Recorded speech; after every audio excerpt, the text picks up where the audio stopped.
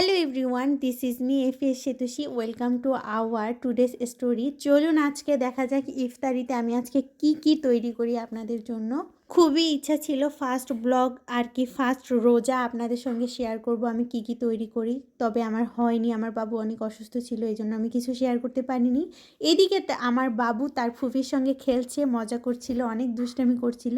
দেখুন শুধু তাদের কি মজা। ওরা যে কোন ফাঁকে এই ভিডিওটা করে রেখেছে আমি নিজেও জানি না, তবে আমার কাছে অনেক বেশি ভালো লেগেছে এই ভিডিওটা, এই জন্য আমি এই ভিডিওটা দিয়ে দিয়েছি। এখন চলে আসি রান্নাঘরে। আমি কাঁচা পেঁপে গ্রেট করে নিচ্ছিলাম, কারণ আজকে আমি পেঁয়াজুর সঙ্গে একটু কাঁচা পেঁপে অ্যাড করব। এইদিকে রেডি করে রেখেছি চিকেন চপ বানাবো, এই জন্য সব কিছু একসঙ্গে রেডি করে আমি মাখিয়ে নিচ্ছিলাম। মাখিয়ে রাখবো কারণ ভাজার সময় যেন কোনো ভেজাল না হয়। আমি সব সময় পছন্দ করি ইফতারের আগে সব কিছু মাখিয়ে রাখতে, দেন ইফতারের আধা ঘন্টা আগে আমি গরম গরম ভেজে সার্ভ করব। আমার কাছে ইফতারের সবচেয়ে ইম্পর্টেন্ট এবং মজার জিনিস পেঁয়াজুটা মনে হয়, জানি না কার কাছে কেমন মনে হয়। আমার কাছে পেঁয়াজু ছাড়া ইফতার আসলে আনকমপ্লিট মনে হয়।